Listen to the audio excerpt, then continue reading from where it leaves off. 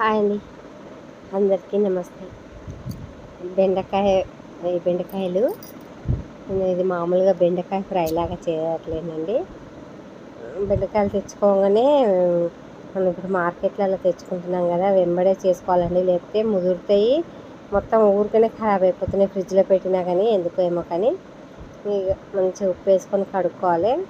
ఇవి ఉప్పు వేసుకొని కడుక్కొని కొనలు రెండు సైడ్లా కట్ చేసుకొని, ఇలా రెండు సైడ్లా తీసి కట్ చేసుకొని ఇంత పెద్ద ముక్కలు చేసుకోవాలండి.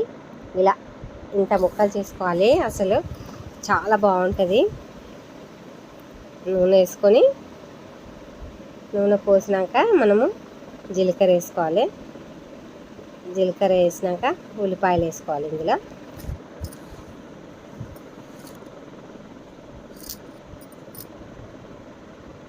ఉల్లిపాయలు కూడా పొడుగునే కట్ చేశాను నేను. బెండకాయలాగానే ఉంటాయి అన్నట్టుగా మామూలుగా చూడండి. అది మనము ఇట్లా పొడుగు కట్ చేస్తే మంచిగా విడిపోయి సన్నగా బాగుంటాయి.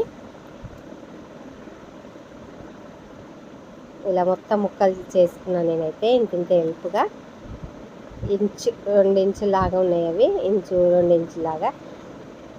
పచ్చిమిరపకాయలు మొత్తము మంచిగా తొడిమలు తీసి మనం కడుక్కొని పెట్టుకున్నాం అనుకోండి, ఫ్రెష్గా ఉంటాయి, ఖరాబ్ కాకుండా ఉంటాయి.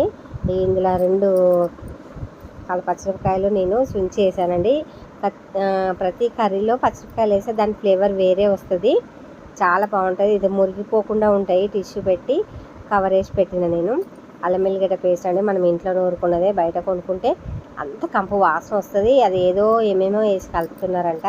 అందుకే సాధ్యమైనంత వరకు మనం ఇవి చేతనైన పనులే కాబట్టి మనం ఇంట్లోనే చేసుకోవచ్చు. కొంచెమైనా పర్లేదు. ఇంట్లో అయితేనే చాలా ఫ్లేవర్ బాగుంటుంది, హెల్త్ కూడా చాలా మంచిగా ఉంటుందండి. సాధ్యమైనంత వరకు అన్నీ మనం ఇంట్లో చేసుకుంటే చాలు. ఇది పసుపు కూడా అంతే, మేము చేసుకున్నదే, పట్టించిందే. ఇది కొమ్ములతోటి మనం ఎంత పసుపు వేసిన ఇట్లా కలర్ రప్పమని రాదు. పసుపు వేయాలి. పసుపు వేసినాక బెండకాయలు వేయాలి. ఇక మొత్తం బెండకాయలు వేసుకొని కలుపుకోవాలి. బెండకాయలు ఉట్టినే మగ్గుతాయి కదా.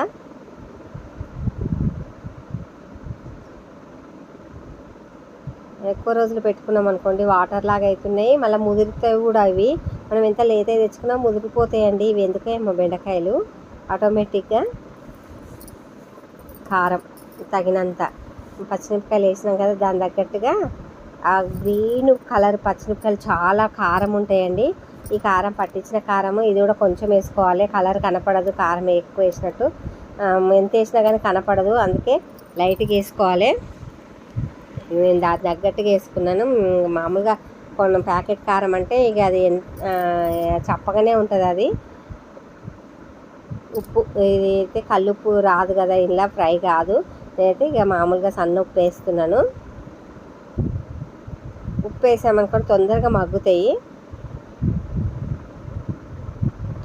ఒక టమాటా తీసుకొని మిక్సీకి వేసేసి గ్రేవీలాగా చేసి అందులో పోసేద్దాం అన్నట్టుగా. చాలా బాగుంటుందండి. అసలు ఏం లేదు, సింపుల్గా ఉట్టి బెండకాయ ఫ్రై లాగానే కాకుండా కొంచెం టమాటా మిక్సీకి వేసి వేసామనుకోండి, కొంచెం గ్రేవీ అవుతుంది, టేస్ట్ కూడా చాలా బాగుంటుంది పుల్లగా.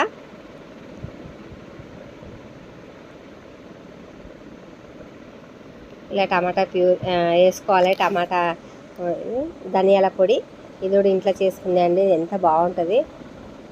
ఎంత వేసుకున్నా ఏం లేదు, అంత బాగుంటుంది, హెల్త్ కూడా చాలా మంచిది. ఇదేమో గరం మసాలా అండి, కొంచెం గరం మసాలా వేసిన ఫ్లేవర్ చాలా బాగుంటుంది. ఇదిగోండి టమాటా వేసినాం కదా, అవి ఇది అయిపోతుంది మంచిగా నెమ్మదిగా. ఇవి కొత్తిమీర కరివేపాకండి, మొత్తం నేను సన్న కట్ చేసుకొని కడుగుతానండి. కడిగి వేసుకుంటాను. కరివేపాకు అయితే కంపల్సరీ వేస్తాను ప్రతి కర్రీలా. చిన్నగా వేస్తేనే తింటారండి, కట్ చేసుకొని వేయాలి, లేదా పెద్దగా ఉంటే తీసి పడేస్తారు.